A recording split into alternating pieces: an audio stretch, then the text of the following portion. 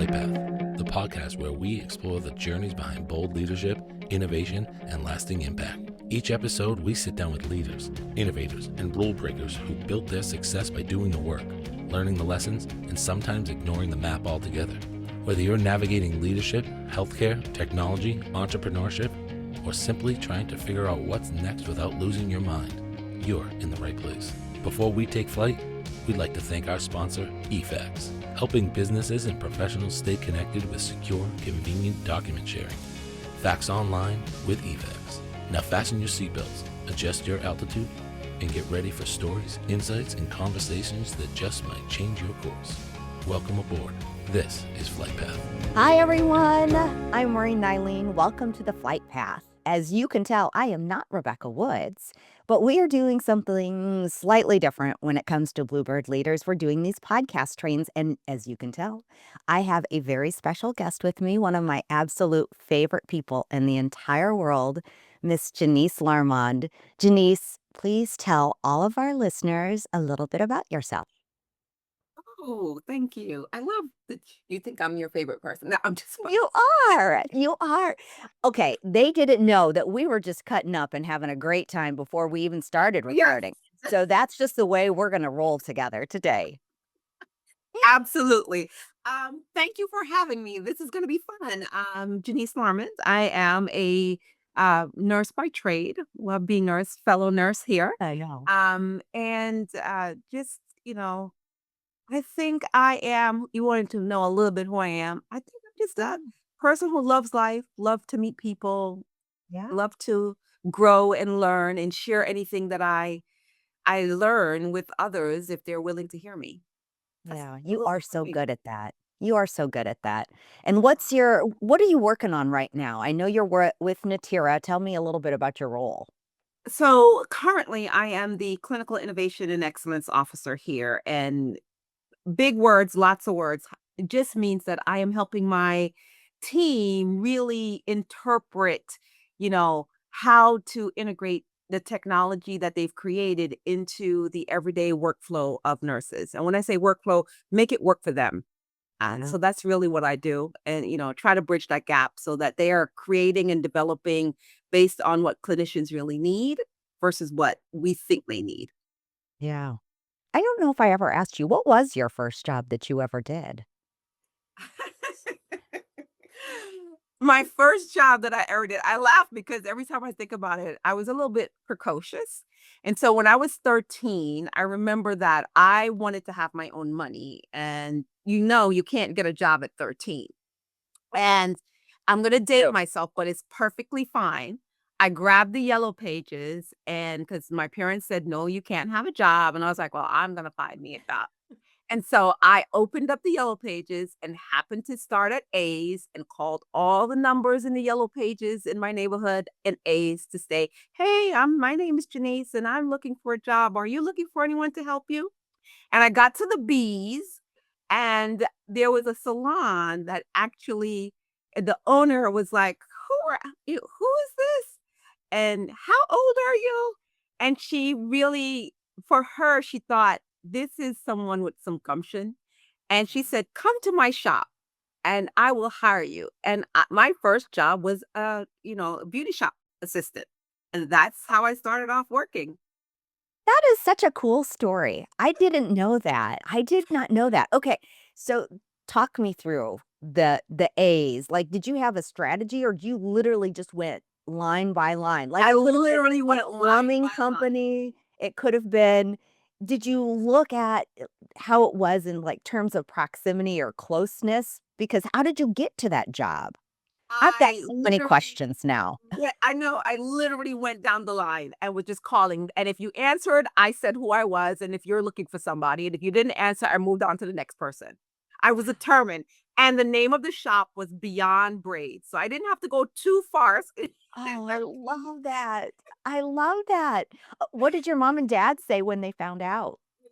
I didn't tell them until after I got the job. Like I went and I met her and she was like, well, I need someone to help me sweep up and, maybe wash the utensils. And I started there and I actually worked with her through all of that. So that was I started at end of middle school, all of high school, into college before I left. I ended up being her assistant for all that time. So it was quite a while. That is such a cool story. Oh my gosh, that beats like all of the stuff that I did. That hands down, what an Yeah. awesome story. And it Yeah, must have been like she clearly had to have been some sort of a mentor then for you as well, for you to have stayed absolutely. for all of those years. Absolutely. She really, I never forgot her. She really mentored me, and it she saw a drive in me, and she was always like, "You can definitely do it." I always had a plan. I would bounce off what my ideas were, and just to know that someone took a chance, and because I took a leap of faith, and at a very young age, I know you could do that. And Yeah. sometimes when even through my career, when I get stuck, I remember when you just decided you were going to do it and it worked out anyway? That's Mm. kind of my touchstone when I kinda get off the track, and I have to remind myself that you can do it.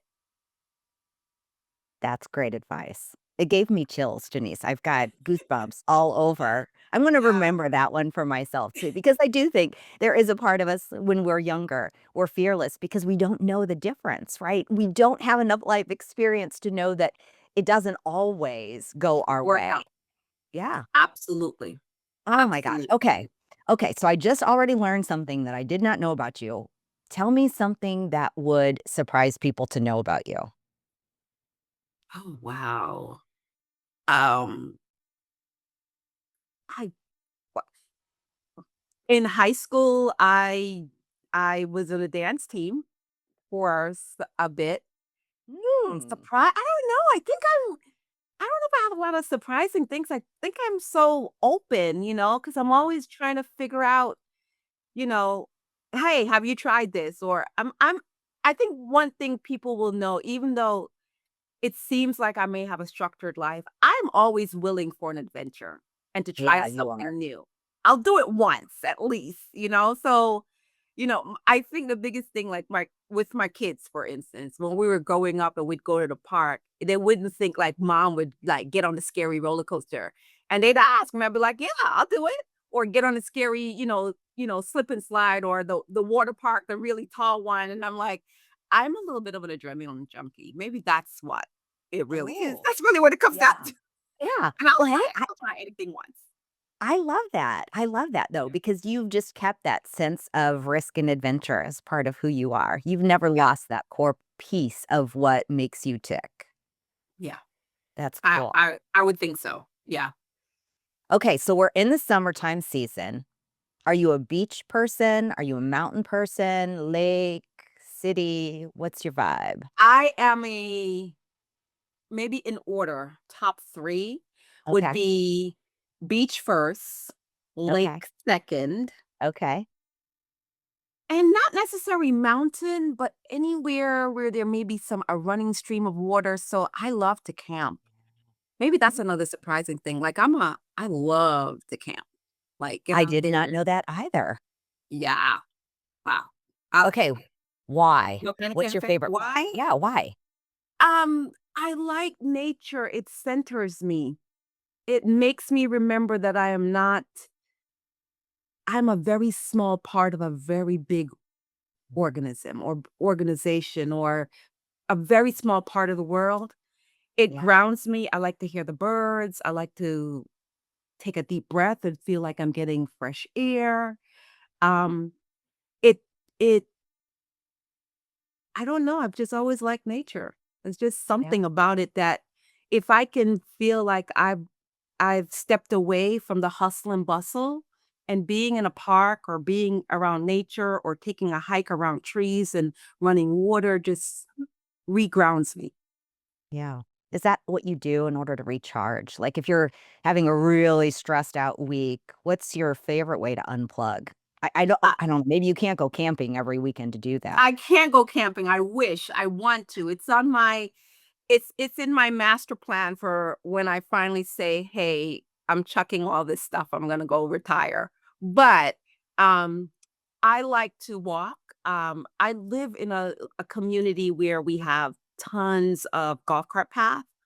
And so I can either go walking on the golf cart path and it's very, in nature. It's not, it's like behind, it's very zen for me. Yes. And, or I can go golf cart riding, whatever it is. But it is, or I'll go to our local trail and go but that helps to ground me and just say, okay, stop thinking about the buzzing and everything and just enjoy what you see. And then I just try to see something different. So there's deer and there's birds and, you know, I just love that. I heard something the other day. I was listening to the radio when I was outside pulling weeds, and there's it's the local radio station, right? So you listen to the ads and there's people talking, unlike when I have on my Amazon Music. And they said we're biologically pre-programmed to enjoy the sound of birds. Because if birds are singing, that means there's not any predators that are nearby, and Yes. therefore it's calming. And I thought, wow, that makes a whole lot of sense. I just thought it was because I was getting old, Janice, and that's why I'm really liking the sound of the I birds. love But it.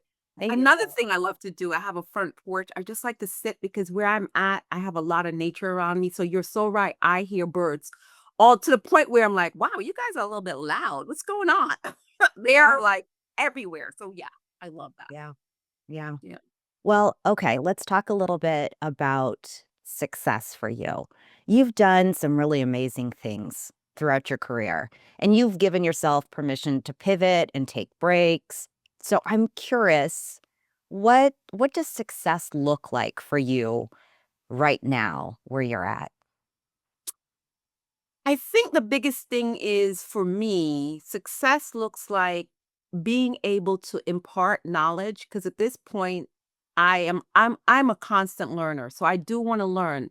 So I want to learn and understand where you are and what's going on in life, and that's whether I am helping to, integrate some new technology, mentoring. But for me, success is, am I able to give back in a way that's been meaningful to someone? Did I teach you something new? And in a return, receive something new from that person.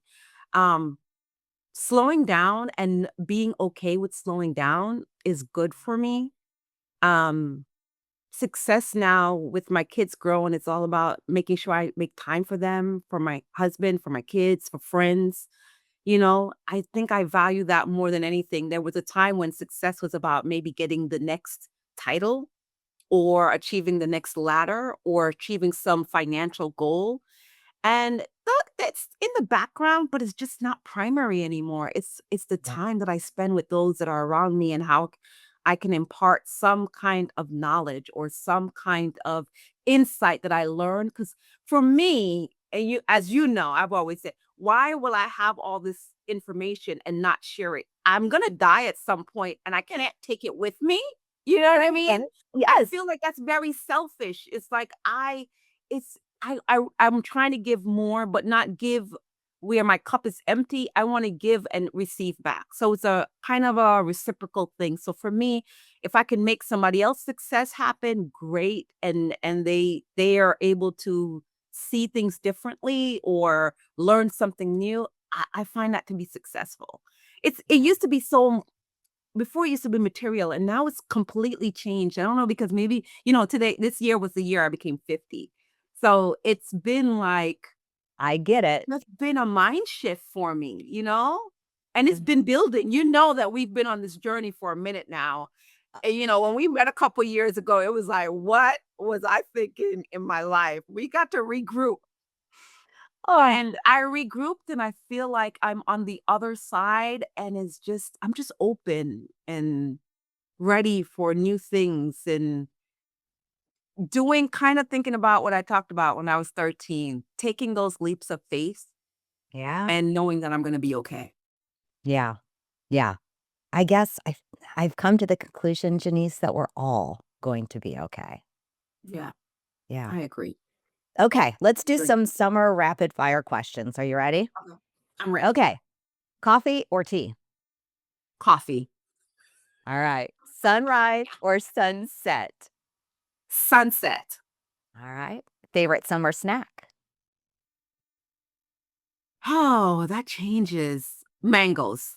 No, that doesn't Oh. change. I just thought about that. Mangoes is my favorite summer snack. Yeah. Yeah. Do you eat them fresh or frozen or both? Both, but I try to do more fresh than frozen if I can. Okay. Last thing you binged watched? Ah, Paradise. And I have 4 more episodes to go for the 2nd season. Yes, Oh, that was pretty okay. good. Okay, Yep. where can I find Paradise? Hulu, Oh, I don't thinking have that correctly. one. Okay. Yes, I did Hulu. It was actually pretty good. That was the last thing I binge watched. And I'm gonna confess to something which I probably shouldn't prior to that. You know, when I everybody was into, like, love it. Games of Thrones, I was not Yeah. into Games of Thrones. Prior to Paradise, I binge watched all of the seasons of Games of Thrones.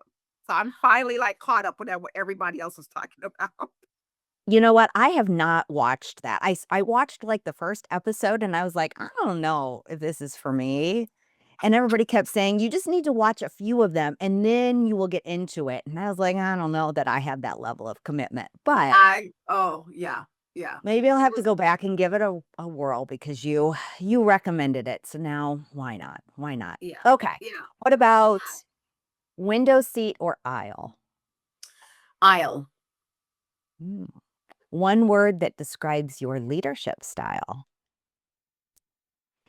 Oh, one word that describes my okay, that probably should be rapid fire. I don't know. It has changed over time. I think I'm in my empathetic phase, where I really Ooh. try to listen and think and not react. I've grown a lot and not take things personal Yeah. and understand that as we grow, we are learning how to deal with things differently. And I don't know where you are right now and why you're reacting the way you're reacting. So I try to check myself first to say, hey, where are you right now? What was your, the feedback that you're getting? Did you contribute to it? And then if I kind of look at it, don't think it's me, then I try to figure out what's going on with you because I am all about being collaborative. Yeah. And I think you need empathy sometimes so that when things are coming towards you, um you don't take it personally. You try to understand what somebody else may be going through. So maybe you can approach or change your approach so that you ultimately both get to the same goal, you know? Yeah. Yeah. Yeah. It does change over the years, that's for sure. Yeah, Okay, let me ask one more question. sure. And this is one I'm dying to know. What's your favorite vacation spot you've ever been to? Because you are a world traveler. Oh, that changes too. But I want to say my favorite city, I just got a warm and fuzzy, was Barcelona. I Mm. really enjoyed that city. I like the vibe. Um, it's a mix of old and new together. Yeah. Um, I just enjoyed that. Even when I went last year actually, and I brought my kids for the first time and they had a good time. I just like that vibe. So Yeah. I'm sure there'll be something else that'll come through. Yeah, I'm always trying to build on my, where can I go and see and um touch history. Yeah. Yeah. No, I get Let's that. see. I get that. Yeah. Okay, well, we've got the SOAR conference that's coming up in Yay! Yes. September. And I know you're going to be there. I'm going to be there.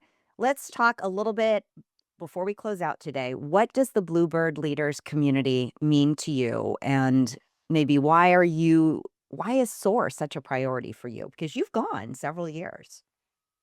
Um, I think that for many years as a woman in leadership, Mhm. you feel really alone a lot of times because you are developing, you're growing, and you're leading people, and you're doing all of that simultaneously. You don't have it all figured out.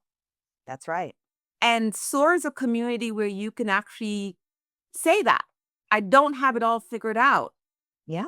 And you have other women leaders that can say, that's right, you're not going to have it all figured out. And let's partner together, let's lock arms together, You share, I share. Let's see where we can get you to keep going forward. That's what I like about Bluebird Leaders. I think it's very authentic in the connections you make.